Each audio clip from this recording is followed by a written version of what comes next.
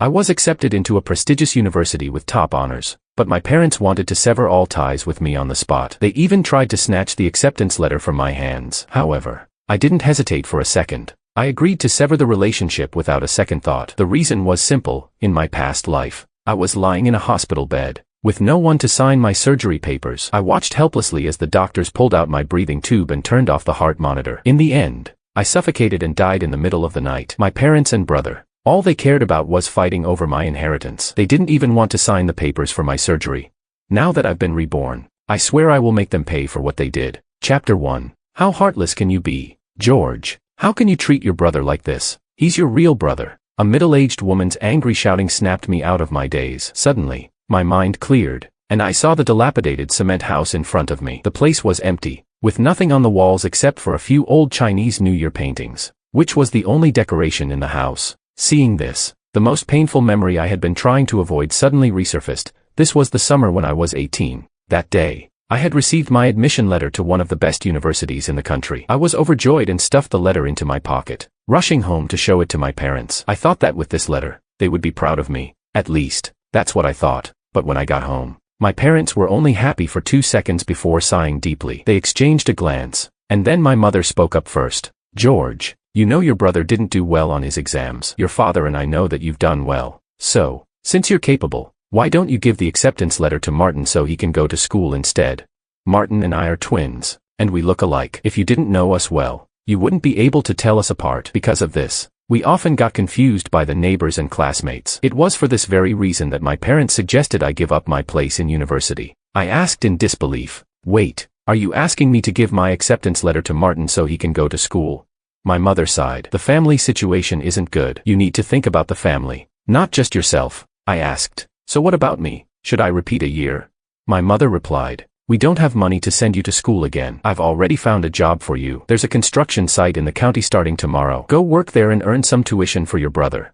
Without this acceptance letter, your brother will be ruined. Can you bear to see him waste his life? As for you, your father and I believe in your ability. You'll succeed in the future. So help your brother out. No, I shouted in anger. A slap echoed through the room, and everything went black. I fell, hitting my head against the corner of the table, blood dripping from my forehead. As I remembered this, I sighed deeply. Back then, I couldn't oppose my father's firm resolve, nor could I withstand my mother's crying and threats of suicide. I had no choice but to agree. I ended up working at the construction site. Within a year, the contractor noticed me, and I worked my way up, eventually co-founding a construction company. Meanwhile, Martin, though he replaced me at the top university, failed every subject and often got into trouble, eventually being expelled. Then my parents came to me again, crying outside my company's office, demanding I help Martin. I had no choice but to give him a position at the company. Years later, Martin was bought off by a rival company, stealing my important files and causing me to be fired by the board of directors. I lost everything, falling into depression and ending up in the hospital. Now that I've been reborn, I will never let these leeches take anything from me again. I stood up, wiped the blood from my forehead, and said with determination, from today onwards, I don't want a single penny from you. I'll earn my own tuition, but don't even think about taking my acceptance letter. My father, shocked that I, who had always obeyed them, would speak to them like this, stood up and glared at me. You little brat, say that again. Are you trying to kill your mother and me? He raised his hand as if to strike me, but before he could, I grabbed his wrist, and the coldness in my eyes made him shudder. Through gritted teeth, I said, do you think I'll let you hit me again? George, are you crazy? You dare to hit your father? At that moment, my good brother Martin ran back from outside, grabbing me and preparing to strike. A loud slap resounded. The whole house went silent. The next moment, Martin screamed hysterically, George, you dare hit me, I'm going to fight you. Since childhood, Martin had always been the favored one. He had never been asked to do any work, and although our family was poor, he was raised like a pampered prince, indulged and spoiled. I grabbed his hair and kicked him in the stomach, sending him sprawling to the ground, crying out in pain. My mother, banging her fists on the table, shouted, you've gone mad. George, you ungrateful son, do you want to kill me? I smirked. Ungrateful? Ha, that's nothing compared to your precious son, who after graduation, goes around flirting with married women. Everyone froze, stunned by my words. Martin, looking like a cat whose tail had been stepped on, jumped up and shouted, what nonsense are you talking about? Shut up. Years of experience in the business world had sharpened my instincts. I could immediately see the panic in Martin's eyes. What's going on between you and Maria, the butcher Han's wife? You were caught red-handed, And they asked you to pay $300 to settle the matter, right? Martin had often skipped classes when he was in school, and after growing up, he surrounded himself with bad influences. Now he had dug himself into this mess. His face turned crimson, and in a panic, he said, "You're lying. In my past life, it was Martin who came begging me, telling me that Han the Butcher was going to kill him. I had no choice but to promise to steal a family heirloom, my grandfather's rosewood pot, to give to Han. It was my soft-heartedness that caused me to be beaten by my parents almost to the point of vomiting blood, and Martin didn't even offer an explanation. This time, Martin, just wait for the consequences to come."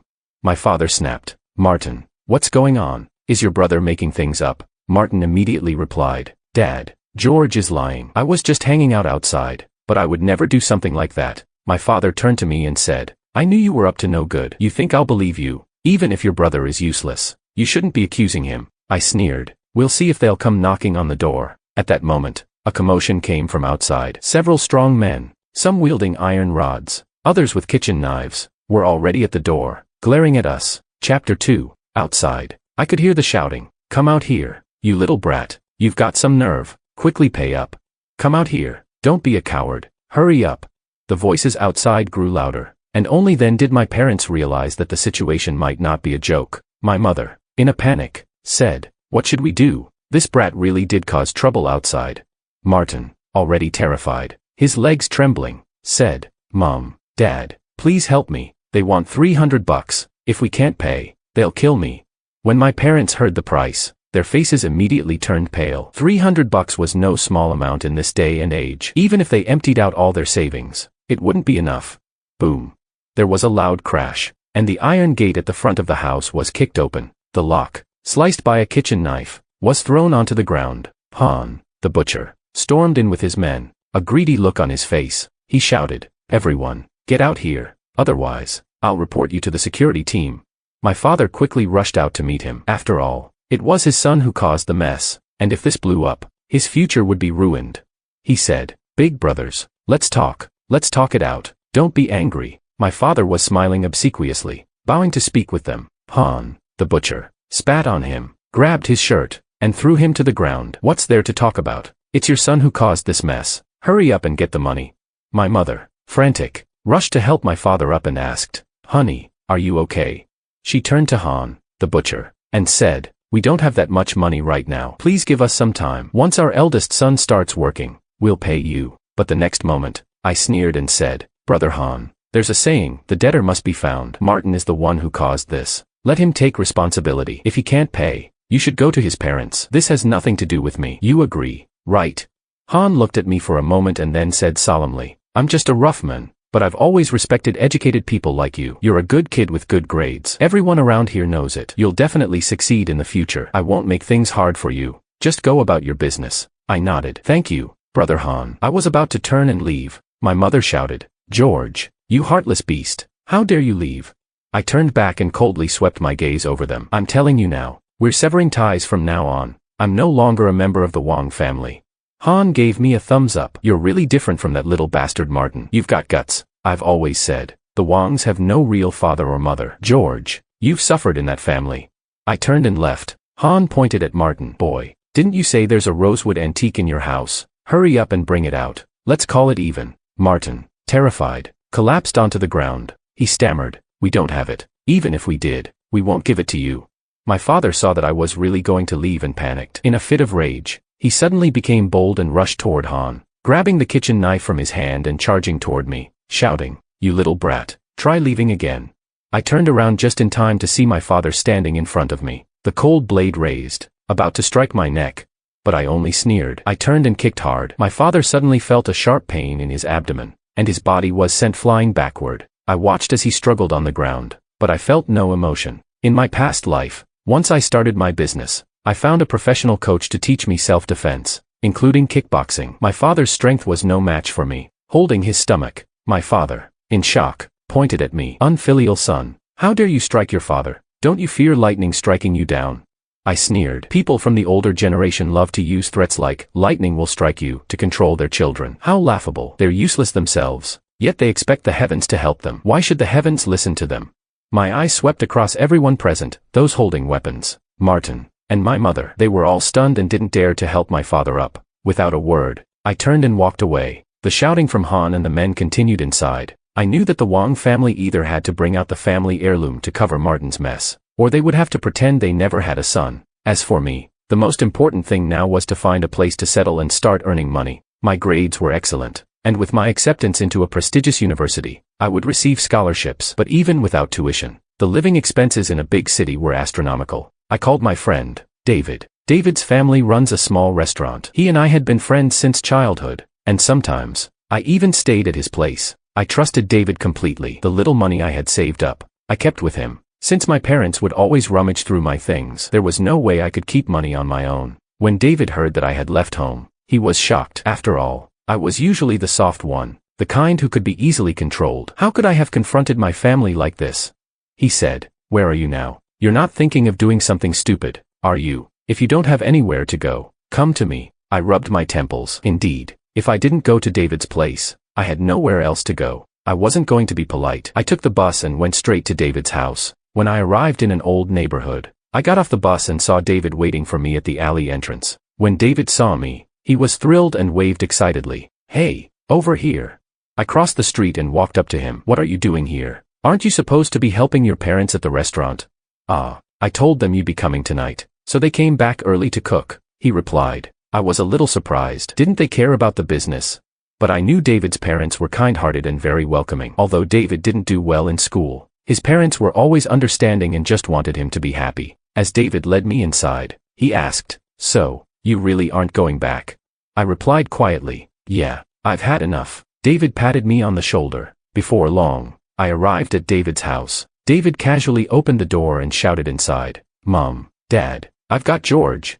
Chapter 3. A middle-aged couple walked out from inside, their faces lined with deep wrinkles, the marks of time making them appear slightly hunched. But in their eyes, there was a care for their juniors that I had never experienced before. Mrs. Chan said, Quick, come in, David. Go call your sister down." "Okay," David replied. I froze for a moment, and then joy surged through me. David's sister, Sophia, was the president of one of the top 3 tech companies in a city. At a young age, she had already established herself as a powerful woman. Just last year, she even made it onto the list of the top career managers under 30. David hurried upstairs, while Mr. and Mrs. Chan led me to the dining table. Mrs. Chan, with a look of concern, said, "Good boy, you really ran off like that. You're being impulsive." I gave a bitter smile and recounted everything that had happened today. The more Mr. and Mrs. Chan listened, the more their expressions turned somber. Finally, Mr. Chan couldn't hold back anymore. He said, "Listen to this. Is this something a human would do? For a useless brother who can't even get up,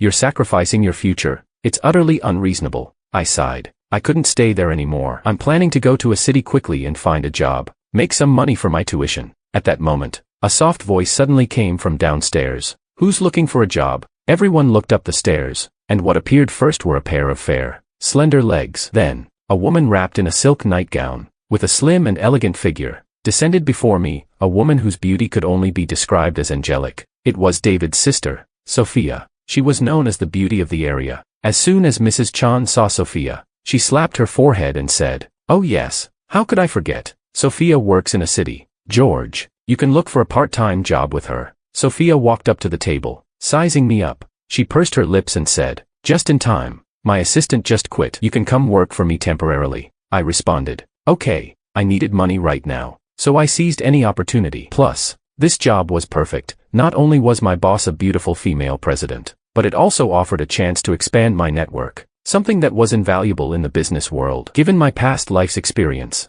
I knew that if I had the right platform, a comeback would be possible. I felt this was an opportunity, like fate itself was helping me. Over the next few days, I stayed at David's house. David was eventually accepted into a second-tier university in a city. Originally, he had planned to wait until the start of the school year, but since I was unfamiliar with the city, he decided to go with me earlier. As soon as I got off the plane, I saw a stretch limousine parked outside the airport. A driver, dressed in a suit and white gloves, stood beside the car. As soon as he saw Sophia, he immediately rushed forward to take her suitcase, saying, "President Chan, Mr. Jean from the Jean Group is eager to meet with you and finalize the details of the cooperation." A slight look of distaste flashed in Sophia's eyes, almost imperceptible, but I noticed it. She furrowed her brows and said, "He dares come looking for me. Set up a dinner. I'll meet him tonight." I followed Sophia to her company, which was a tech firm. The office space was modern, stylish, and full of high-tech vibes. As we entered, I noticed many people were staring at me. Ahead of me was the most beautiful woman in the company. The president no less. Many men probably dreamed of having her. But Sophia didn't allow anyone to come within 3 meters of her. Yet now, there was a guy who not only got close but had actually become her assistant. Amidst the envious and jealous gazes, I followed Sophia into her office. The office was already tidied up, with a subtle fragrance of essential oils in the air, filling the whole room with a gentle aroma. At that moment, Sophia sat on the sofa, patted the seat beside her, and said, "What are you standing there for? Come sit." A rush of heat hit my face, and I couldn't help but blush. I sat down, and Sophia asked, "Want some wine?" She picked up a bottle of fine red wine from the table and poured 2 glasses, handing one to me. I had never drunk alcohol before. After 2 glasses, Sophia laughed and said, "Not bad. You handle your liquor well." She then lay down and said, "Come give me a massage." I thought I must have heard wrong, but seeing that Sophia was not opening her eyes, I walked behind her and gently massaged her shoulders. This was the first time I had ever touched a woman's skin, and it was soft and delicate. Unlike a man's, it felt like it had been soaked in milk. "Nice technique." Sophia suddenly spoke up. "You're coming with me to the dinner tonight," she added. I agreed. I had been to enough business dinners in my past life. I wasn't the kind of naive fool who'd never seen the world. These types of events were nothing new to me. Later that evening, I sat beside Sophia in a high-end Maybach as we headed to one of the top 3 luxury hotels in a city. As soon as we got out of the car, a staff member rushed to open the door and said, "President Chan, your private room is at the top floor, in the purple gold mist. Please follow me." Sophia was dressed in an elegant gown, and I wore a suit. We followed the staff up to the top floor. The top floor offered the best views of a city, and our private room had floor-to-ceiling windows, with a panoramic view of the city. As soon as we entered, several middle-aged men stood up. They all had smiles on their faces as they greeted Sophia. "Miss Chan, you finally arrived. We couldn't reach you by phone, and you weren't replying to our messages. We've been worried sick. President Chan, we need to finalize this contract tonight, or our company's funding chain will collapse." I could see that these men were all desperate to please her. Soon, their attention shifted to me standing beside her. One of them asked,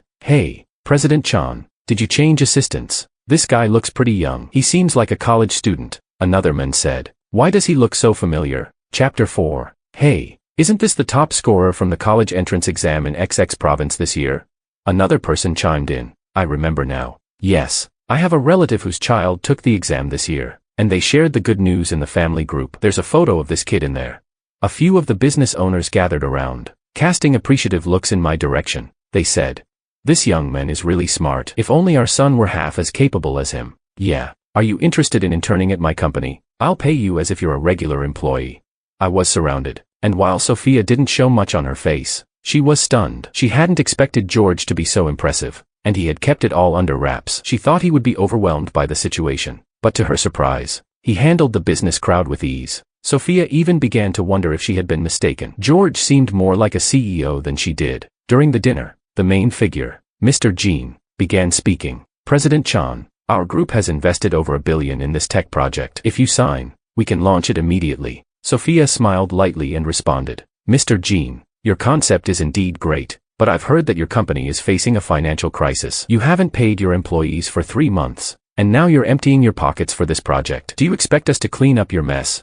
Mr. Jin's face instantly darkened. His intentions had been seen through, and it was now a matter of how to wrap things up. He laughed awkwardly and said, "Ha ha ha. President Chan, you misunderstood. We're not trying to drag you into anything. We come here with a win-win mindset." I scanned the room and noticed that while everyone was sitting there, they weren't engaging in the conversation between Mr. Jean and Sophia. They were whispering to each other, looking uneasy, as if they knew something was off. I smirked inwardly. I had suspected that these people were just brought along by Mr. Jean to support him, possibly even trying to take advantage of Sophia. But what they hadn't expected was that Sophia had already seen through their game. At this point, continuing the conversation about cooperation seemed impossible. Someone tried to smooth things over, saying, "Oh, President Chan, please don't misunderstand us. We're all willing to invest in your tech park project. The money is ready. We know Mr. Jean well, and we wouldn't partner with him if we didn't trust him. So, please, rest assured, he's fine." Soon, several others began patting their chests and promising there was no problem. They assumed that with so many people backing Mr. Jean,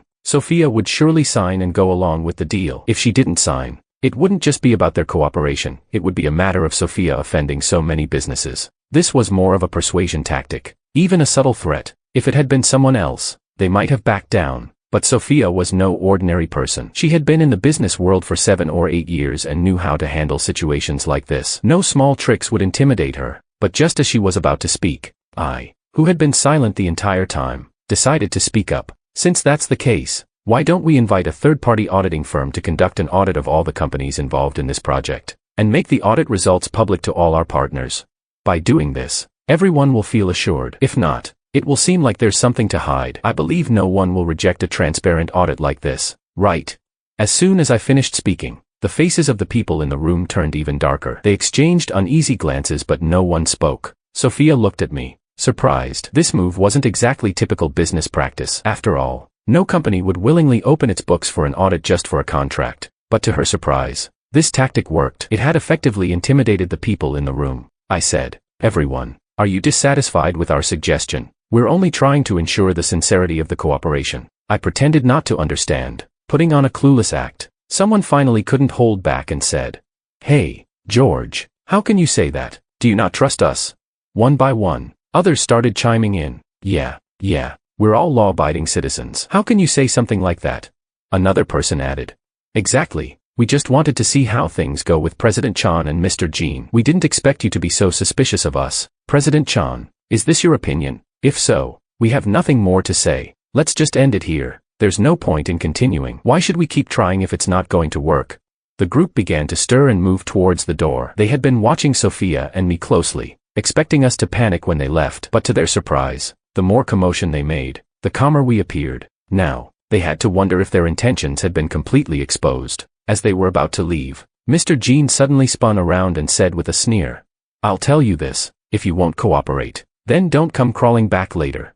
He stormed off in anger. Sophia and I exchanged a look and couldn't help but laugh. We knew that Mr. Jean had been thoroughly intimidated. She said, "George, I didn't expect you to be so clever." That Mr. Jean was totally scared by you. I scratched my head and said, "If he wants to swindle our money, then he shouldn't blame us for not playing by the rules." In reality, I knew that Sophia had never intended to continue with the cooperation. She was just giving a clear enough signal at this moment to shut down Mr. Jean and his entourage. By me saying what I did, it shifted the blame to me, making it clear to anyone who heard that it was my fault, not Sophia's. Even if others suspected it was her idea, no one would dare make a big fuss about it. I helped Sophia out of the hotel. She was wearing 6 or 7 centimeter heels, and with the wine making her tipsy, walking was a bit difficult. I supported her, helping her into the car. She leaned back in the seat and soon fell asleep. The driver, seeing I wasn't getting into the car, didn't say anything and started driving. Once we were on our way, I returned to the hotel where I was staying temporarily.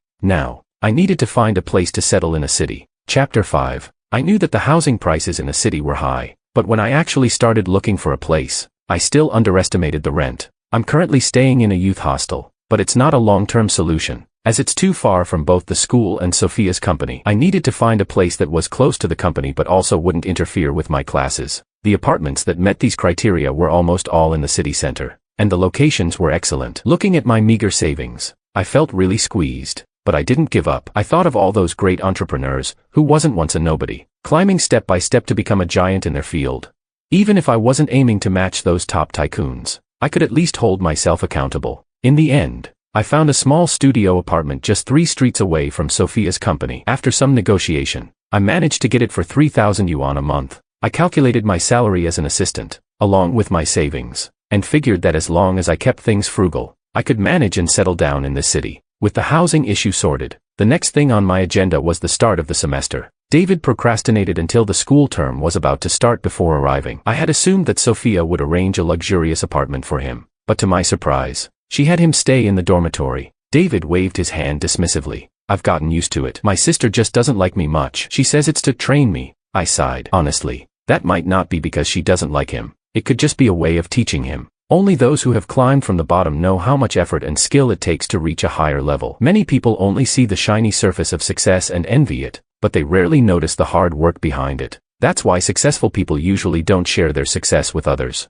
It's pointless. People just think you're showing off. So, it's better to stay quiet. For David, Sophia didn't pamper him with money or luxury. She made him walk step by step so he could become someone truly successful in the future. I understand all of this, but David doesn't. David had been pampered since he was a child and couldn't grasp why his sister was doing this. Since I didn't live on campus, and David didn't want to either, He also found an apartment near me, so we could go to school together. Coincidentally, we were both accepted into the same program. However, what excited David the most was that the campus beauty was also in our computer science major. When she first arrived, the guys in our major couldn't sit still, all trying to find out about her background. It turned out she was this year's top scorer in the college entrance exams from a province in the West. The staff from the top university had even flown to her home to recruit her. But why didn't she choose a more feminine field like humanities? According to the beauty, it was because she had a strong interest in computer science. David and I were heading to the cafeteria when he couldn't stop talking about the campus beauty. It was clear to me that David was deeply interested in her, even obsessed with her, but I wasn't too concerned.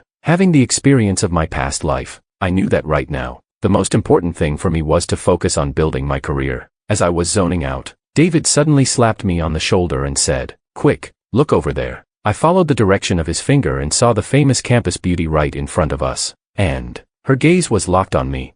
I furrowed my brows. While her expression was friendly, I couldn't shake the feeling that there was something more in her gaze, something almost affectionate. I was puzzled. Even David noticed that something seemed off. As we got closer to her, I couldn't take the constant staring any longer and decided to nod politely. The campus beauty seemed like she was about to walk over to us, but when she saw my polite but distant gesture, her smile immediately faded, replaced by awkwardness and a hint of helplessness. She simply walked past us without a word. David, who had expected her to come over, was left confused and asked, "Weird, do you know her?" I was just as puzzled. I didn't recognize her at all. David scratched his chin, then gave me a curious look and said, "Well, you're not exactly handsome enough to steal her heart, so how did you manage to catch her attention?" David's tone was somewhat displeased but not hostile. He thought that if the campus beauty was interested in one of his friends, that would actually be something to celebrate. David said, "Bro, I'm telling you, since the campus beauty has her eyes on you, you've got to grab this opportunity. Not everyone gets a chance to get close to her. If you win her over, you'll have it made for the next 4 years of university." I rolled my eyes at him and said,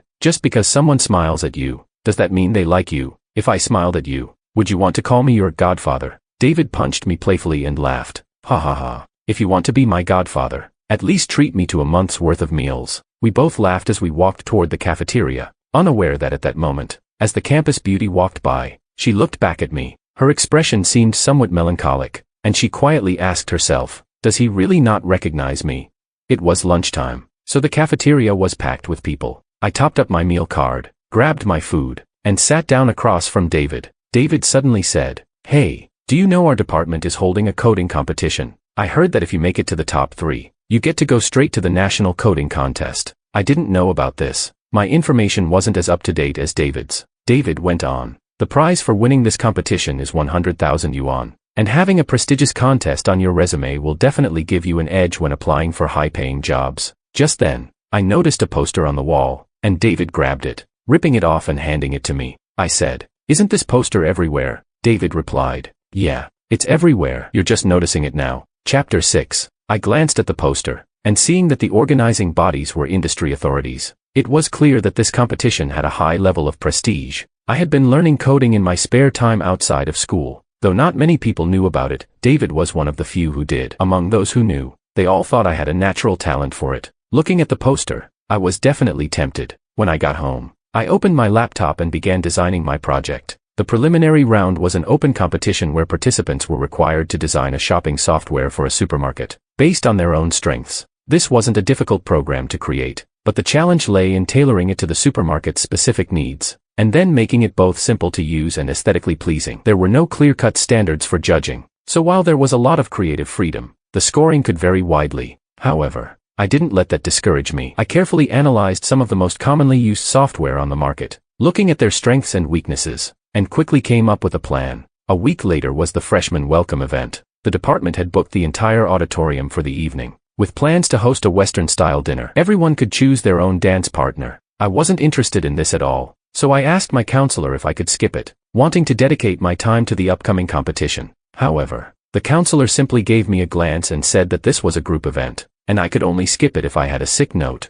I had no choice. If I pretended to be sick now, it would be too obvious. So, even though I didn't want to go, I still went with David. True to the reputation of the university's prestigious computer science department, our welcome party was far more glamorous than those from other departments. There were towering champagne fountains, a wide selection of Western dishes, and even carefully arranged live music performances. David, upon seeing this scene, looked like a country bumpkin seeing the world for the first time. His eyes sparkling with excitement, he exclaimed, "Whoa, George, have you been to places like this before?" I wasn't really interested in all of this, so I replied, "You should eat and drink. Don't act like you've never seen this before. After all, your sister is a president." David rolled his eyes and said, "My sister is my sister, but I'm me. She never really cares about me. I'm not stupid, though lately, you've been talking about her a lot," David said, his tone becoming more inquisitive. He asked, "What's up? Do you have a thing for my sister?" I froze for a moment. What nonsense are you talking about? Sophia was indeed a rare beauty, and I'm sure any man who met her would have trouble forgetting her, but I wasn't someone who could ever match up to such a powerful woman. I said, "I'm just her assistant. What's wrong with mentioning her?"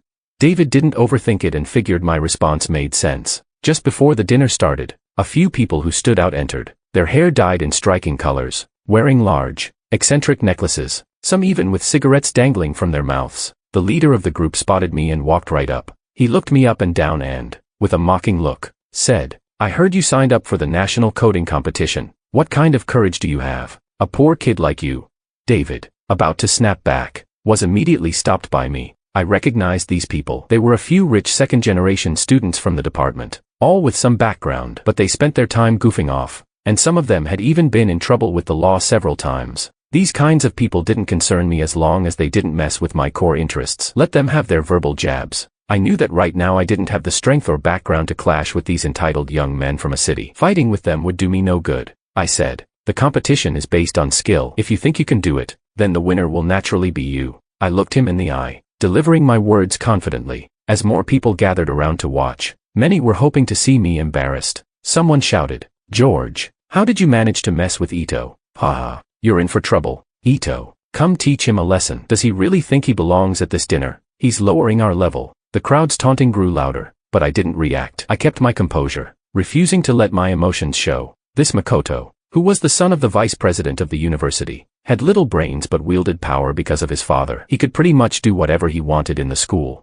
His arrival had even sparked some controversy online, which was quickly suppressed, showing just how strong his backing was. Makoto, seeing everyone flanking him, grew more confident. He poked me in the chest with his finger and arrogantly said, "I'm telling you, you better stay in your place. Don't try to steal my spotlight." With that, Makoto turned and walked away, not bothering to continue the conversation. Once the crowd dispersed, David exploded in anger. He said, "That guy is so arrogant. He thinks he's something just because he has a bit of background. Without his dad, he's nothing." After this incident, I had no desire to stay any longer, so I turned and prepared to leave. David decided to come with me. Back at my place, I planned to continue working on my program. I had the development and testing software ready on my computer and was planning to organize my thoughts and start working on my ideas. I began searching for information and refining my approach, and before I knew it, it was already 3 a.m. Just as I was about to go to bed, my phone suddenly buzzed with a message. To my surprise, it was from Willow,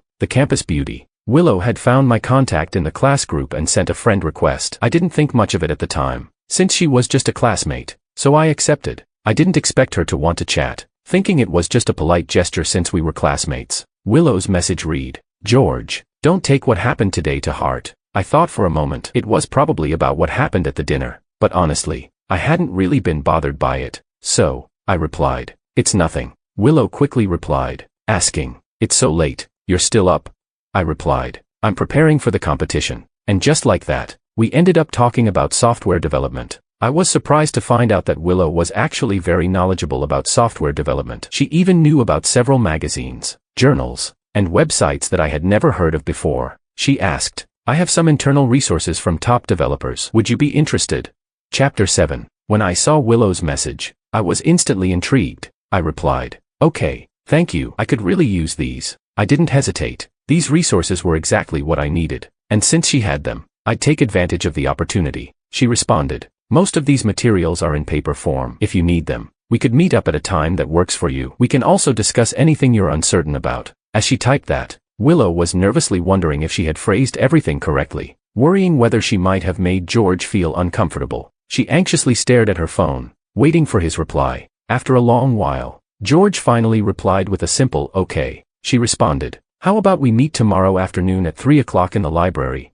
After sending the message, Willow felt a weight lift off her shoulders. She collapsed onto her bed, her body relaxing. She stared at the ceiling, unconsciously smiling. She thought to herself, how did this silly boy forget about me? The first time Willow met George was when they were both 5 years old. She had just started kindergarten, and the older kids in her class had bullied her. It was her first time encountering such a situation, and all she could do was cry. But then, out of nowhere, a dirty, skinny little boy appeared. He bravely stood in front of her, protecting her. Later, she learned that while George protected her outside, at home, he was the one being bullied. Their families lived close by, and sometimes she would see George kneeling in the yard as punishment. She would hear a middle-aged woman yelling at him late at night, but she didn't know how to help. So, when she had a bit of snack food, she'd bring it to school and share it with him. A year later, her father got a promotion, and she had to transfer schools. She cried in front of George, but his face remained emotionless. Even when the driver came to take her away, George merely watched, his hand nervously clutching the corner of his shirt.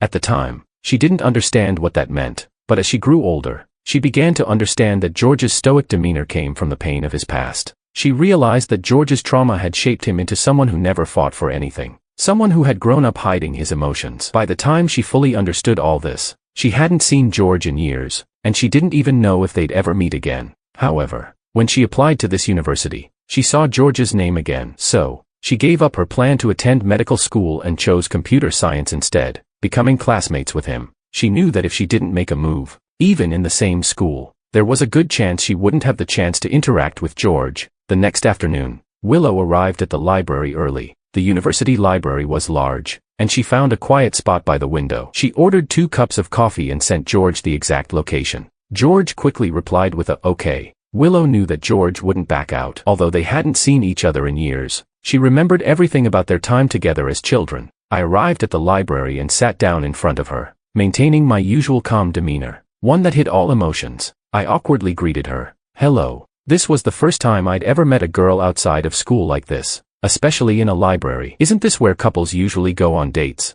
But I had no thoughts about that. My focus was still on winning the competition. Willow said, "These are the materials you need. I gathered them from the internet and friends at other universities. Some of these are unpublished, so you can use them." She pushed a stack of documents toward me. These materials included top foreign journals that were difficult to find in China, along with some folders that seemed to be resources Willow had compiled herself. I flipped through them and immediately realized how valuable this information was to me. I said, "Thank you so much. I can see that a lot of the ideas here are exactly what I need." Just flipping through the pages, I could feel that many of these resources were things I hadn't seen before, and it felt like a whole new world was opening up to me. "It's nothing," Willow replied with a smile. She didn't tell George that these materials had been compiled by her just last night. She had stayed up all night, requesting the latest materials from her friends abroad. After getting them, she quickly organized everything before rushing to the library in the morning. I began reading the materials and soon became completely absorbed. They contained so much useful information, stuff I couldn't find on free websites. Before I realized it, a cup of coffee appeared in front of me. Willow placed the coffee down gently and said softly, "Drink some. You must be thirsty after all that reading." For some reason, my ears suddenly felt hot, and I could feel my neck warming up. This was the first time I had such a reaction. I absent-mindedly picked up the coffee, took a sip, and then returned to reading the materials. Suddenly, I heard a soft rustle beside me. I turned to find that Willow had moved closer and was now sitting right next to me. It made me nervous. She had been sitting across from me, but now she was right next to me. She leaned slightly forward, resting her arms on the table, and pointed to a line of code in one of the journals. She asked, "Could you explain this to me?"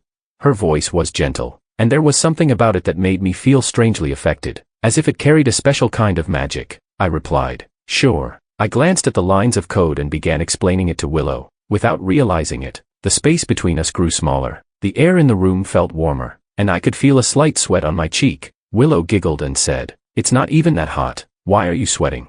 She pulled out a handkerchief from her bag and gently wiped my forehead. At that moment, I suddenly caught the familiar scent from the handkerchief. It reminded me of something from the past. Chapter 8. The scent on the handkerchief seemed strangely familiar, but I couldn't quite place when I had smelled it before. Instinctively, I pulled back a bit and said, "It's nothing. Just feeling a bit stuffy." Willow laughed softly, but just then, the door to the semi-enclosed section of the library suddenly opened, and a voice rang out, "George, what are you doing here?" I was startled and turned to see Makoto standing at the door, his grin filled with malice. Makoto stormed in, grabbed my shirt collar, and sneered, "You think you deserve to sit here drinking coffee with Willow? What's with these magazines? Are you trying to impress girls with this trash?" He slammed the stack of magazines onto the floor. Willow, furious, pointed at him and said, "Makoto, pick that up." Makoto hadn't even gotten the chance to act tough in front of Willow before he enraged her. At that moment, my voice rang out coldly. "Either let go now, or I'll dislocate your arm." I said it with an icy tone, and I gripped his hand that was holding my collar with my own, firmly. Makoto laughed mockingly. "You think you can act tough in front of me? Try it. Move an inch, and I'll show you what's what." The next moment, a scream pierced the air. I twisted his hand, nearly turning it 180 degrees, making him yelp in pain as his face contorted in agony. Instinctively, he dropped to his knees, trembling uncontrollably. I maintained a cold expression and said, "I told you, don't provoke me." Willow, standing by, was frozen in place, stunned by how unafraid I was of Makoto and how effortlessly I had taken him down. Makoto, despite his family's powerful background, was known for being a bully at school. Thanks to his connections and his skills in Taekwondo, he had won several national competitions. His popularity with the school's troublemakers came not only from his fighting skills but also from his powerful father, which made him feel untouchable. But now, this seemingly unremarkable person, me, had effortlessly taken him down in one move. Makoto shouted through gritted teeth, "Let go of me." I said let go. He was biting down hard on his pain, beads of sweat forming on his forehead. Willow stepped forward, her voice soft but urgent. "George, this is the library. Let's not make too much noise. Please let him go." I finally released him. Makoto, gasping for air, couldn't even meet my gaze anymore. After a long pause, he stood up and quickly walked away. As he reached the door, he seemed to realize how humiliating this was for him. He turned around and, in a voice dripping with venom, threatened, "I'm telling you, you're in for it now. You think you can get away with this? The school year is still long. I'll make sure you regret this."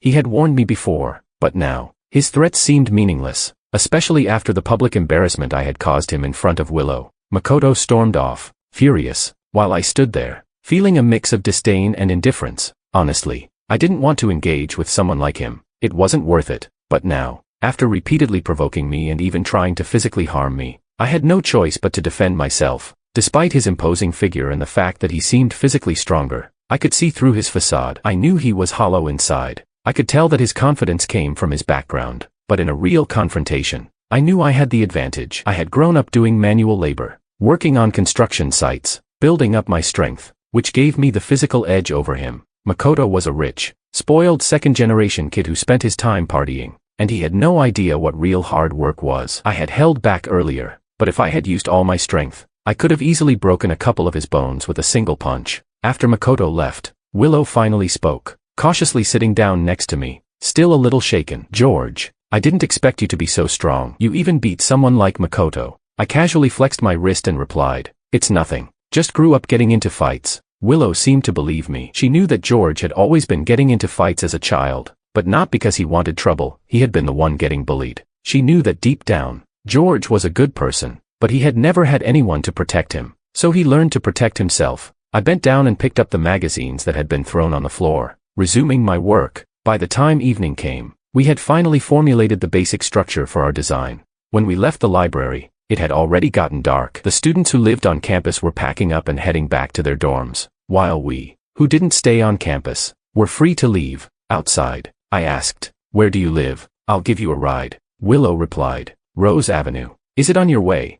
I hesitated for a moment. The apartments on Rose Avenue were all in the multi-million yuan range. Luxury homes even by a city's standards. I couldn't possibly live in one of those places. My own apartment was probably a place Willow had never even heard of. Suddenly, Willow seemed to realize something, and she quickly apologized. "Sorry, I didn't think." I smiled and said, "It's fine. I'll take you home. Thank you for giving me all those materials today." We walked together, heading towards her neighborhood. Rose Avenue wasn't far from the school. It was convenient for Willow, as her father had picked this location specifically to make her commute easier. Willow said, "My dad always says I like to sleep in, so if I lived too far from school, I'd be late every day." As she spoke, she glanced at me, but I remained silent, just listening quietly. Just as we walked a little farther, the sound of a car honking came from behind us. We turned around to see a luxury car pulling up. The car stopped right behind us, and the window rolled down. I was surprised to see that it was Sophia. Sophia smiled and said, "George, taking your girlfriend home?" Before I could say anything, Willow suddenly laughed and said, "Sophia, what are you talking about? We're just classmates." I realized something then and asked, "You two know each other?" Willow replied, "Sophia is a good friend of mine. She's worked with my family on several projects before." Now, I understood, Sophia said. I just got to the school gate to drop something off for my brother and saw you two walking here. I couldn't resist stopping by to say hi. Anyway, you two enjoy your chat. I'll be off now. She rolled up the window and drove away. As Sophia drove off, Willow seemed a bit upset and cautiously asked, "Are you really close with Sophia?" I didn't think much of it and replied, "I'm just her assistant." Chapter 9. Part-time. Willow didn't quite understand. I decided to tell her everything about what had happened before I came to university. After listening, Willow was shocked. She had only seen this kind of story in dramas. How could something like this happen in real life?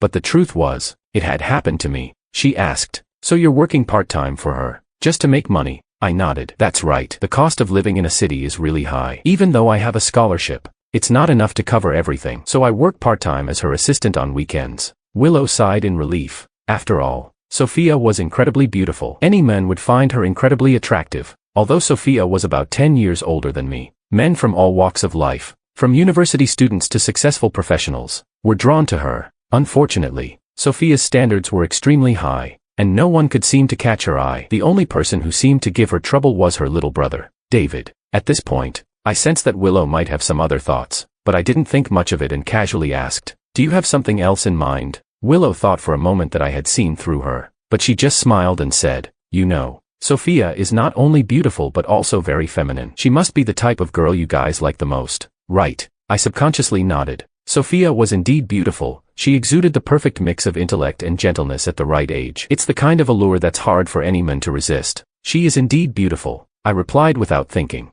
Willow's smile faded immediately, and she looked at me with a trace of resentment. I frowned, feeling confused. What was going on? Everything had seemed fine just moments ago. By the time we reached the entrance to Willow's luxurious neighborhood, she stopped talking and simply walked ahead. I couldn't figure out what had changed, and by the time we reached the gates of the neighborhood, Willow had remained silent. She said, "All right, I'm home." I looked at the high-end neighborhood gates with security guards, surveillance cameras everywhere. It was definitely a luxury neighborhood. "Okay, have a good rest. You have classes tomorrow," I said. Willow gave me one last wistful look, then turned and walked away without saying another word. I was even more puzzled. Based on Willow's personality, she would at least say, "Thank you" or something, but she didn't say a word and just left. I recalled David's stories about his relationships. He often complained about how women could be as unpredictable as thunderstorms, coming and going without warning. At the time, I thought it was an exaggeration, but now I was starting to understand. Once home, I decided to focus on refining my design plan.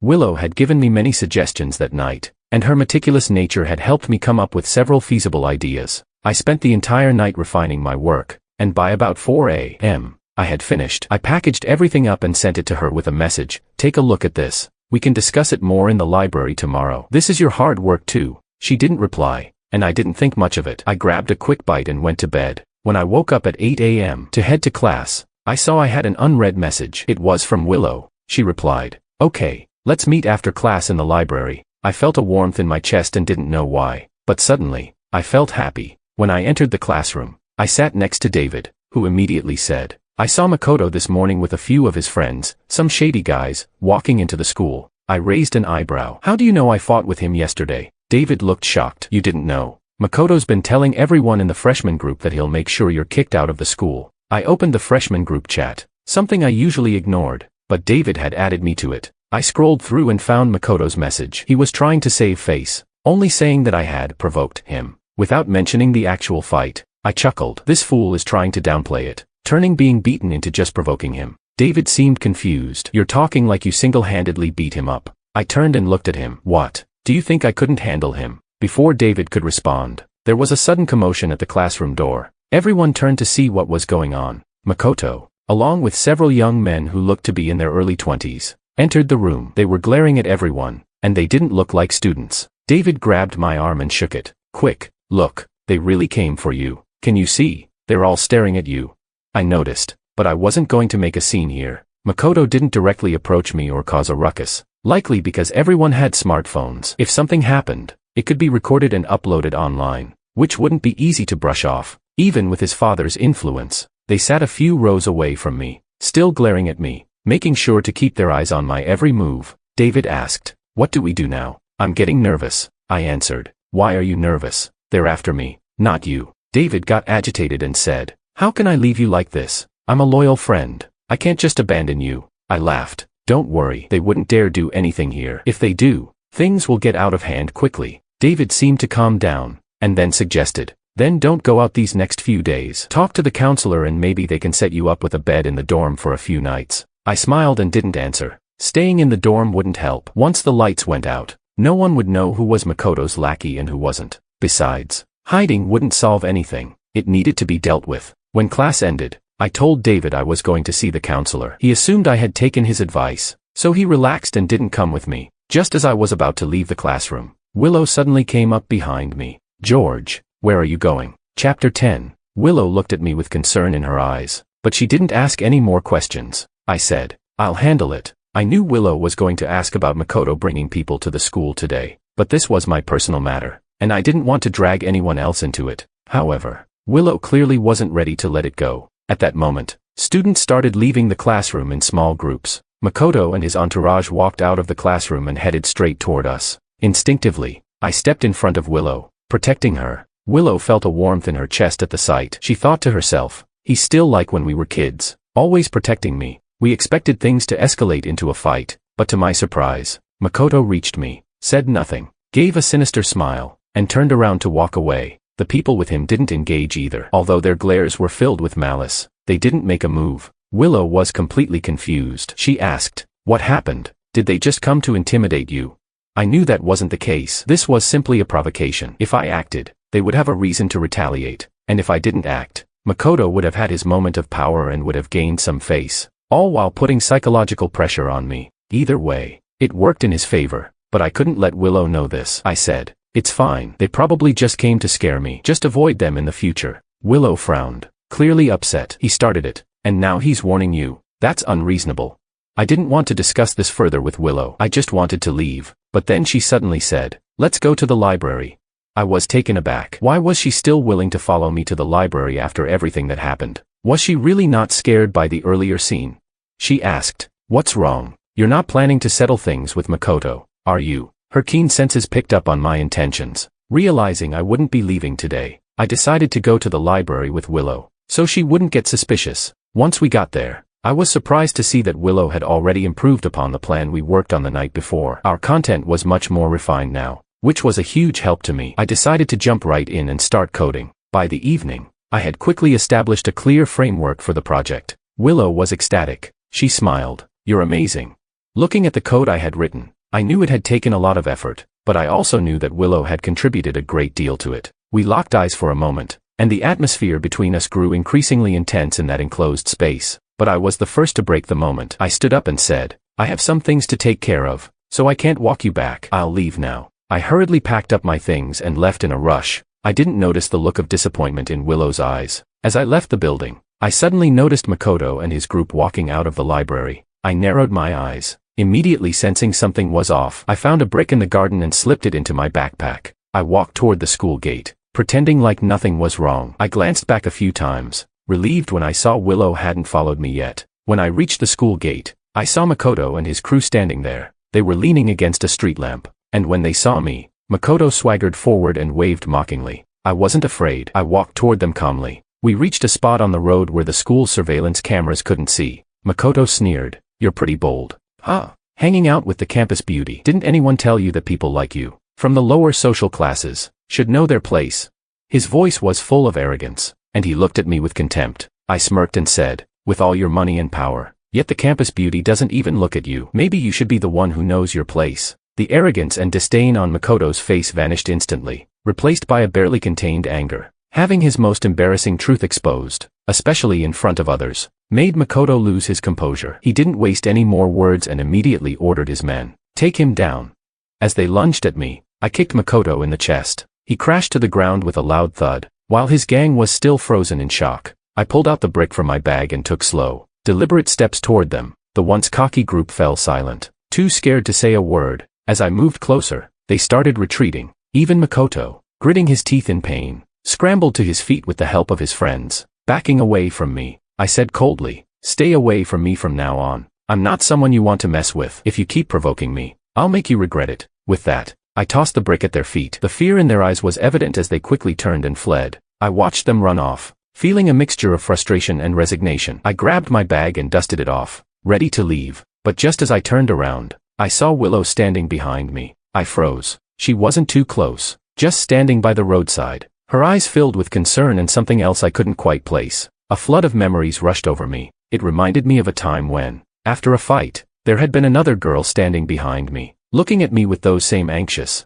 worried eyes. Suddenly, everything clicked. Now I understood why Willow had been so kind to me, why she had treated me differently, why the campus beauty had also shown me kindness. It all made sense. Willow could sense that I had figured something out. She held back her joy and walked up to me. I said, "I understand why you like me now." The words, "like me," instantly revealed Willow's feelings. She was momentarily stunned, unsure of how to respond. Then she smiled and asked, "So, what do you think? Can we be together?"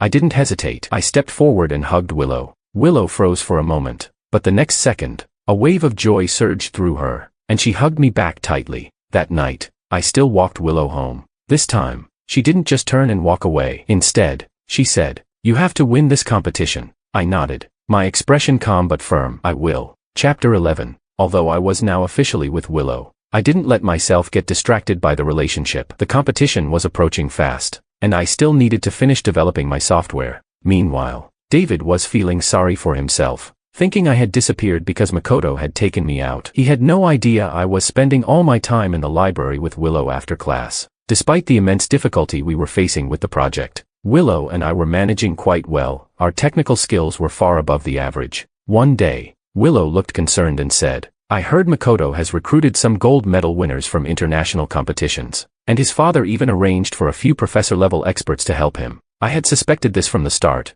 but it didn't worry me. Makoto was a fraud at heart. Even if he had the best resources, he still wouldn't be able to handle the judges' questions. He simply lacked the depth required. But Willow seemed to be genuinely worried. I squeezed her hand reassuringly and said, "Trust me, trust us." Willow met my gaze and nodded seriously. "Okay." Her words gave me confidence. Willow had never lacked self-assurance, but right now, she was worried about me losing. She didn't want me to fail. She suddenly felt a bit regretful for telling me that night to win. Later, she realized it might have added unnecessary pressure on me. Right now, winning was the only way to stabilize my position at school, especially with Makoto gunning for me. She wanted everyone to see how capable I was. The day of the preliminary competition arrived. I sat in the contestant preparation area, running my code one last time before uploading it to the competition's backend. When I submitted it, Willow said, "Good luck." The competition began soon after. Since I had drawn a later spot in the lineup, I had the chance to watch several contestants before it was my turn. David came over and said, "I saw Makoto's order is right after yours. You'll go, then he will." Willow frowned slightly. Could it be intentional? I wasn't worried at all. I didn't care whether Makoto was right before or after me on stage. In fact, I didn't even consider him a threat. But if he was trying to provoke me, then I'd be ready to face him head on. When I went on stage, the judges seemed particularly intrigued by me. I was the only contestant without any backing, and among the submitted coding process lists, there were only two names, mine and someone else's. I calmly opened my laptop, projected it onto the big screen, and began explaining my approach. The whole process went smoothly, and I finished my presentation without a hitch. Next up was Makoto. However, I noticed something odd during his presentation. While his work looked impressive, definitely among the top tier of competitors, it was clear that there were small flaws in his ideas. Flaws that could have easily been avoided. Makoto had either failed to correct them or, worse, had highlighted them in his explanation. These mistakes were easy to overlook. If anyone noticed, they might just think Makoto was less skilled, which would explain the minor errors in his explanation. But I noticed something strange. Makoto spoke fluently on the more complicated parts of his project. But when it came to those easily explainable issues, his explanation faltered. Although I found it odd, I didn't tell Willow or David. David was busy complaining about Makoto's skill level, but I just shrugged it off. The competition concluded, and it was time for the tense awards ceremony. Willow said, "You're definitely in the top 3. I agreed with her. I was confident, but while we were in the backstage area, Makoto suddenly approached us. When he stepped forward, Willow and David immediately tensed up. I knew exactly why he was here. Makoto looked at me with a smile that didn't reach his eyes and said, "Nice job today. You should have taken first place." I replied flatly, "Thanks." I didn't feel like engaging in any further conversation with him, so I went silent. But Makoto wasn't done. He said, "Make sure you stand firm when they announce the awards. Don't fall too hard." I frowned, sensing that Makoto wasn't just trying to provoke me, he seemed to be giving me a warning. The awards ceremony began, and the rankings were gradually revealed. The first place winner, as expected, was me. Makoto took second place. Our projects were very close in quality, but I had demonstrated a higher level of professionalism during my presentation, which made me stand out. The final judges explained this when announcing the results, but then, something completely unexpected happened. When the guest presenter was announced, I was shocked to see it was Sophia. She smiled and said, "The first place winner will receive an internship opportunity at Chan Corporation." Sophia's company was a giant in the tech industry, and having an internship there was almost like earning a prestigious stamp of approval. Just as Sophia was about to place the trophy in my hands, Makoto suddenly interrupted loudly. "Hold on, I have something important to report. George's work was stolen, and he's already the assistant of President Chan. This is cheating." The room fell silent, and whispers quickly spread among the crowd. Suddenly, it hit me. No wonder Makoto had been so restrained earlier. He had been setting me up to take a fall. "You're lying." Before I could speak, David angrily stepped forward and shouted, "What nonsense are you talking about?" Makoto sneered and said, "I bet you all don't know, but our dear friend George here is actually very close to Sophia, President Chan's brother. They've been helping him all along. George used his connection with David to get into Chan Corporation as an assistant, and then got Sophia to push for him behind the scenes to make sure he got first place. You all see that, don't you?" David was furious, charging at Makoto, but he was immediately stopped by the security guards. The host, looking flustered but trying to maintain control, asked, "George, do you have anything to say?"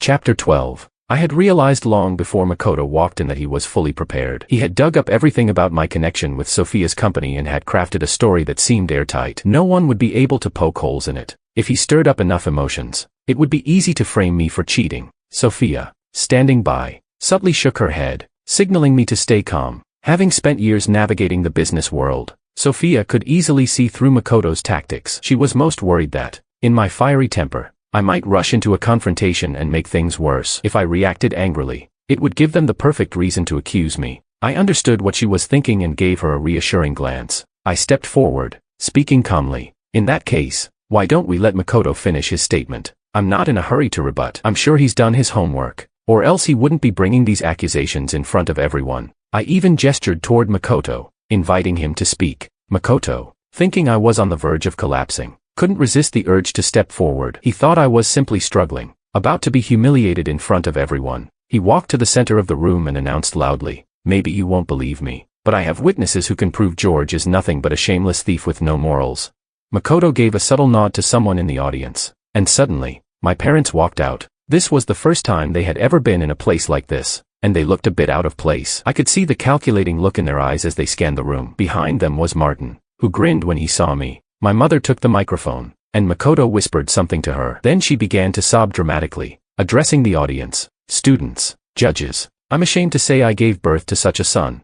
George is a cold-hearted person. Not only did he steal his younger brother Martin's work to enter this competition, but he even threatened to cut ties with us. Word of this has spread in our small town. I'm here today to expose my son's unspeakable actions, but he is still my son, so I ask for leniency. Please, don't be too harsh with him." She continued to cry, making it seem like she had been deeply wronged. The atmosphere in the room quickly turned chaotic, and I was pushed into the spotlight, with everyone turning their anger toward me. Makoto's allies stirred up the crowd even more, and soon it felt like a riot was about to break out. Martin walked up, holding my mother's hand and pretending to be strong despite the heavy emotional burden, saying, "My brother has always bullied me. We both learned to code together, but he's always been clueless about it. I tried to help him, showing him my programs, thinking he could learn. I didn't want to confront him, but he's crossed the line by stealing my work for the competition. I can't let him keep making these mistakes." With that, Martin bowed deeply to me and said, "Brother, I did this for your own good. Don't blame me." A round of applause erupted from the audience. After the applause, the crowd turned to viciously accuse and insult me. They shouted, "Cancel George's results immediately. Fairness and transparency are not just empty words. Expel George. I don't want to study with this kind of person. He has the nerve to compete. What a disgrace. He should leave and withdraw from school. Shameless. Truly shameless." The mood in the room was growing increasingly impatient, and it seemed like the crowd wanted to drag me out. The host, trying to calm everyone down, asked the judges, "Judges, do you think you should reconsider the scoring?" Although the judges were satisfied with my performance and acknowledged my work as excellent, the situation had become too volatile. There were too many witnesses, and they were unsure whose side to take. After some discussion, the judges reluctantly decided to disqualify me. One of the judges stood and said, "We've discussed the matter. and we've decided to disqualify George's results. Wait. I suddenly spoke, and the whole room's attention turned toward me. Someone shouted, "What more do you have to say? Your own parents have come forward to accuse you." Yeah, don't bother trying to justify yourself. No one will believe you now. I smiled calmly and said, "Even a condemned criminal has the right to defend himself. Why shouldn't I have the chance to speak?" I turned to the audience, then looked directly at Martin. I have nothing to say about my brother, but as his older brother, I honestly had no idea he was capable of writing such programs. Since that's the case, why don't we let my brother explain the program? Let him tell us exactly what the framework is and how it works. Martin froze, unable to say a word, but the audience wasn't backing down. They shouted, "Go ahead. Since it's your work, explain it. Let's see you prove it."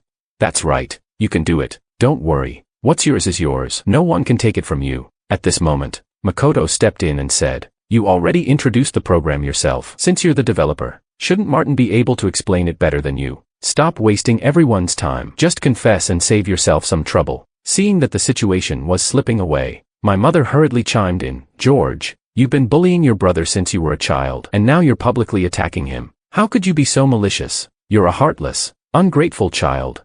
I was so angry that I almost laughed, but I kept my cool and calmly asked, "Bullied him? What about when you tried to take my admission notice to give it to Martin so he could replace me? Wasn't that bullying him?" The crowd instantly erupted into chaos. Makoto hurriedly tried to shut me down. "Don't change the subject. Admit your guilt, and stop wasting everyone's time." Willow stepped forward, wanting to speak on my behalf, but I shot her a look, signaling her to step back. She reluctantly held herself back. I said, "Fine, we won't waste any more time. My request is simple. If Martin can explain this program clearly, tell us how the framework works and what he used, I'll admit it." The crowd agreed, and everyone turned to Martin, eagerly waiting for him to speak. But to everyone's surprise, Martin broke into a cold sweat and collapsed onto the floor. Chapter 13. The sight of Martin collapsing in front of everyone startled the entire room. I scoffed. He was either pretending, or he was genuinely scared. Either way, it made him look pathetic. The host, seeing the situation unfold, hurriedly called for someone to check on Martin. Makoto immediately turned to me and scolded, "George, look what you've done to your brother. He's a good kid, and yet you're pressuring him in front of everyone like this." I countered without hesitation, "How much did you pay him?" Makoto was stunned. He hadn't expected me to ask him directly like that in front of everyone. Of course, he couldn't admit it, so he stammered, "What are you talking about? I just received a request for help. Out of pity, I assisted them. How could you say I paid them?" I sneered, continuing, "Isn't it convenient how my parents and brother just happened to seek help from you?" Even the least perceptive people in the room were beginning to doubt Makoto's version of events. I wasn't trying to downplay the situation. I was bringing the truth to the surface. Makoto clenched his teeth, thinking he would quickly bring me down, but instead, I had caught him in a lie, turning the tables on him. The school nurse arrived soon after, and after examining Martin, confirmed there was nothing physically wrong with him, just extreme stress from the situation. Makoto hurriedly said, "Then get him some rest. No, take him to the hospital to check. We can't let anything happen to him." My mother, sensing the shift in the situation, began to yell, "George, look at what you've done to your brother. It's all your fault." My father, dramatically falling to his knees, cried out to the audience, "It's all my fault. I raised a son like this. I can't live with myself. If anything happens to my son, I'll just die." Makoto saw the chaos was working in his favor and gestured for a few people to step forward and escort Martin away. But David, quick on his feet, moved in and blocked them. He grabbed Martin's arm and angrily demanded, "Tell us, who instructed you to do this?" Martin's eyes were glazed over, his mind foggy from the pressure. All he could remember was that Makoto had approached them, offering a few tens of thousands of yuan to help him bring me down. He even promised that Martin could get a place at the school if he succeeded. This news had thrilled my parents, but Martin wasn't interested in studying, he just wanted the money. But they had refused him. It dawned on me that Martin was nothing but a tool for Makoto's scheme. Unable to bear the pressure any longer, Martin broke down in front of everyone, sobbing uncontrollably. The room fell into a stunned silence. The sudden reversal left everyone speechless. "I was wrong. I'm sorry, brother. Please forgive me. I won't do it again. I don't know anything about programming. This project isn't mine. It's my brother's. Please, let me go home. I want to go home. Mom, Dad, let's go home." I couldn't help but smile faintly. I knew Martin would crack under pressure. He was the kind of person who would fall apart with the slightest push. I continued, "Everyone can hear what Martin is saying, right? This is why he couldn't explain anything technical, because he doesn't know anything about programming. In our hometown, he has a terrible reputation. You all want to know how I became Chan's assistant. Let me tell you, it's because my so-called parents wanted to take my admission letter and use it for my useless brother. I refused, so I ran away from home and severed ties with them. I had nowhere to go, so I stayed with a friend, David. A city was always my dream place to study and grow. President Chan saw how I was struggling, so he gave me a part-time job, allowing me to work and earn money. That's the whole story. The crowd immediately murmured in sympathy. Realizing how tough my situation had been, the mood shifted, and everyone started condemning my parents. Before my mother could escalate the situation, the host quickly gestured for security to intervene, and 2 security guards immediately escorted my parents off the stage. My mother was forcibly removed, but she still yelled as she was dragged away. "George, you ungrateful son, I can't believe I raised you like this. You're a heartless, ungrateful son." My father, more rational than my mother, immediately shouted, "Ito, we didn't succeed, but the money's gone. Don't think we'll return it. It's already spent." Makoto was furious and blurted out, "I don't understand what you're saying. If you keep making false accusations, I'll call the police." But by now, everyone in the room knew Makoto had orchestrated everything behind the scenes. I didn't even look at him. I simply turned to the judges and said calmly, "If there's no further issue, shall we get back to the matter at hand?"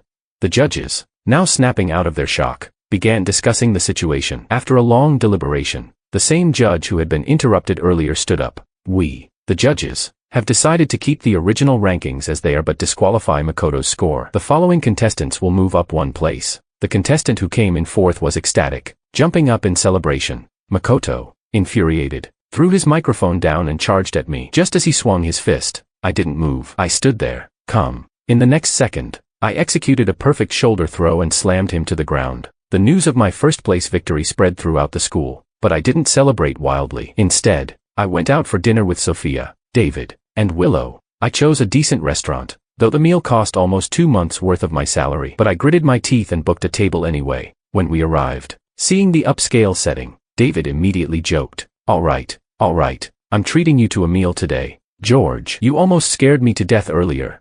Willow laughed and said, "What are you scared of? They were coming after George, not you." Once we got to the private room, the waiter took our orders, and as he left, Sophia suddenly asked, "Have you told your parents about your relationship yet?"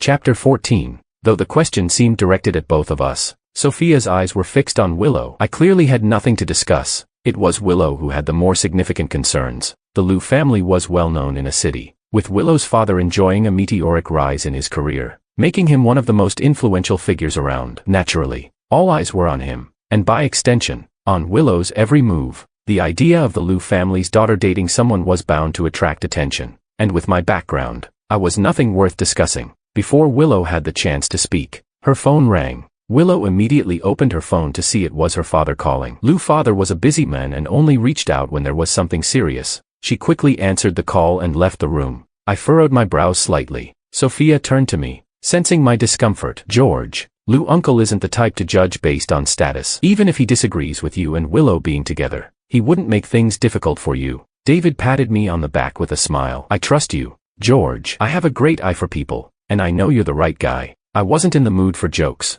but still managed a small smile and said, "All right, no worries. Regardless, I'll do my best to make it work." Sophia gave me a reassuring glance. "Don't worry, I'll speak well of you to him. You've got good character and ambition. You'll do well in the future." I knew Sophia was comforting me, but her words did give me a bit of confidence. The thing is, the gap in our backgrounds couldn't just be bridged by effort alone. In my time in a city, I had already felt how different this place was. It wasn't just about being talented or hardworking. Even if gold would shine eventually, a city glittered with an overwhelming number of shining stars. There were so many people more capable than me here. I didn't even rank among them. Sophia and David continued to encourage me for a while before Willow finally returned. Willow entered and immediately looked at me, and naturally, everyone's eyes followed her. "George, my dad called," she said. "He knows about us and wants to meet you." Her tone was cautious, and no matter how she phrased it, the atmosphere became much colder. "Sure," I said casually, trying to keep my calm. "When is he free?" Willow replied, "He wants to meet this weekend." David was taken aback. It was rare for someone to meet the parents so soon, especially with such urgency. It felt like there was no time to prepare. "That's the day after tomorrow." I thought for a moment, then added, "I'll go buy something for him tomorrow and bring it over the day after." Willow nodded in agreement. The dinner, originally meant to celebrate, now felt heavy with unsaid words. Despite Sophia and David's lively attempts to lift the mood, everyone seemed lost in thought. After the meal, I walked Willow back to her place. On the way, we didn't speak much, but both of us subconsciously slowed our pace. At the entrance to her neighborhood, I said, "Get some rest. We'll go shopping tomorrow." I turned to leave, but Willow suddenly called out to me, "George, what if my dad doesn't approve of us being together?" It was the question she had wanted to ask from the very beginning of our relationship. Although we had only been together for less than a month, this thought had been weighing on her for a while. She had wanted to ask that night, but held back, not wanting to bring it up in front of others. But now, she had to know. How could she introduce me to her parents if her father didn't approve? I thought for a moment but finally replied firmly, "It's fine, I won't give up." Upon hearing my answer, Willow's tears suddenly began to fall. She had been so afraid of me giving her a bad answer, and now, with my words, she could finally breathe easy. I meant what I said. Even if her dad didn't approve, I wasn't going to give up. Willow suddenly stepped forward and embraced me. I returned the hug. The little girl I had always protected had grown up, and even now, she was still the same as before, emotional and in need of support. Letting go of her was harder than I had imagined. On the weekend, I arrived at Willow's neighborhood in the afternoon, waiting for her so we could go to the Liu family's house together. Her father's driver came to pick us up. The Liu family's residence was located in the suburbs, far from the city center. While the area lacked entertainment spots, the air quality was far superior to the bustling city. This area was a popular choice for a city's elite. When we arrived at the Liu family's standalone villa, Willow took my hand and led me inside. I held the gift I had bought, following her into the house. The living room was grand,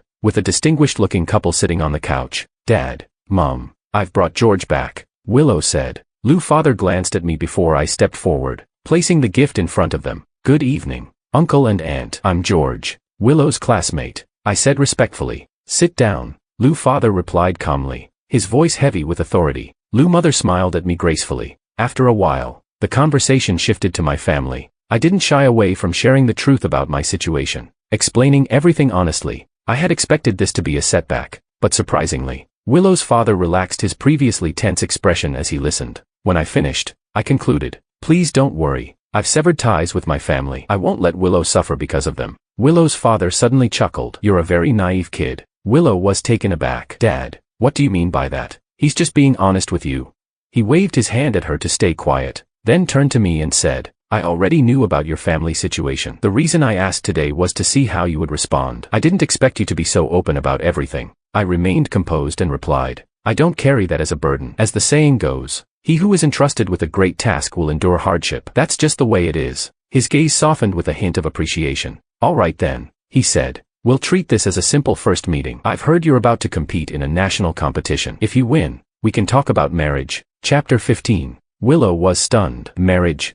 I was taken aback too. I hadn't expected that, especially not on our first meeting. But then I realized, I knew the Liu family's stature. They had probably already thoroughly investigated me, even more than I knew myself, including my character. For them, it wasn't about probing and understanding. It was about seeing if I was worth their daughter. Liu father didn't care about my background. What mattered was my future. With that thought in mind, I stood up and spoke firmly to them. "Please rest assured, I will work hard and not disappoint your expectations." My tone was determined, and Liu father seemed to view me in a new light. Truthfully, having good character and morals was valuable, but it wouldn't be enough for me to be the one for his daughter. However, Liu father, seeing that I was young and eager, was willing to give me the opportunity to prove myself. That was exactly what I expected, and that's why I readily accepted and made a firm promise. That evening, Willow's parents invited us to dinner, and they prepared a feast to welcome me. During the meal, I finally got a sense of what family gatherings were like. After we finished, Liu father and Liu mother didn't ask us to stay any longer but wished us well and reminded us to work hard. On the way back, both Willow and I felt a huge weight lift off our shoulders. I,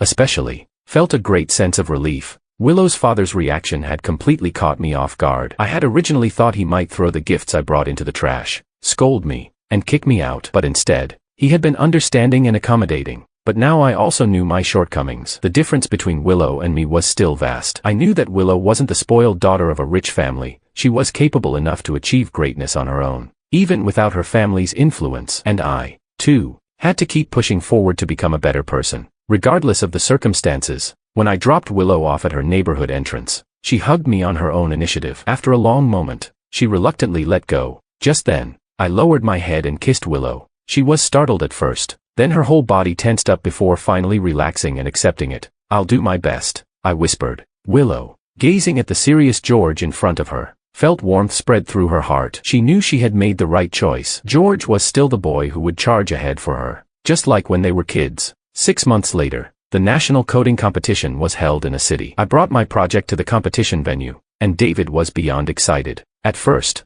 he had suggested I join this competition mainly because I needed money, thinking I could earn some extra cash. He never expected me to actually make it this far. Willow and David sat in the best seats in the audience area reserved for family members. After 6 months of hard work, my performance this time was far superior to my last. Many of the judges nodded in approval. As expected, I won first place in the competition with my innate talent and hard work. After winning, I immediately handed my trophy to Willow. Overwhelmed with joy, Willow hugged me in front of everyone. My design was recognized in the industry, and my talent gained acknowledgement. Many big tech companies even reached out to offer me opportunities. However, I still didn't take any of them. I wanted to focus on finishing my studies first. After the competition ended, we went out to celebrate. David looked at me in disbelief as I turned down several impressive offers from major companies. He couldn't understand it. You're turning down a job where the base salary is $30,000, and with bonuses, you could easily earn $1 million a year. You're rejecting that, he exclaimed. And this other company, if you work there for 2 years, they'll help you get an A-city residence permit and offer you double the performance bonus. How could you say no? David was truly regretting it. These were offers that any student would be thrilled to accept. I laughed and said, I'm not ungrateful. With that, I turned toward Sophia, who chimed in with a smile. I've already made arrangements for George. As soon as he graduates, he'll join my company with a starting salary of $100,000, plus double the bonuses and company shares. Doesn't that sound better than all those other offers? David was stunned. That much? Sophia playfully smacked his head and said, if you had George's abilities, I'd give you the same deal. David rubbed his head and laughed. Oh, you know what my level is. Everyone in the room laughed. I knew that the offer from Sophia was far beyond what I was capable of right now, but I accepted it. First, I needed the money. Second, Sophia had helped me when I came to a city, giving me a part-time job that kept me from starving on the streets. I wasn't one to forget such things. Sophia helped me, and now it was my turn to help her. By the way, David asked, when are you two getting married? Willow blushed and said, my dad called earlier and congratulated George on winning. He said we need to go back this weekend to discuss the wedding. Congratulations, David said, his voice full of excitement. At that moment, I felt like a huge weight had been lifted off my chest. The thing I had been worried about, that Lou's father might change his mind, hadn't happened. Now, I could breathe a sigh of relief. That evening, I walked back with Willow. I suddenly asked, why is it that we ended up in the same class? Willow paused. George had clearly already noticed how unusual it was. If I had tried to brush it off as a coincidence, I knew it wouldn't work. So, she explained how she had switched her major after realizing we were going to the same school. I had expected to be angry, but instead, I sighed softly and tightened my grip on her hand. Thank you. That one simple thank you made Willow feel incredibly happy. Knowing that the men she loved truly understood her, the night was perfect, and everything felt just right.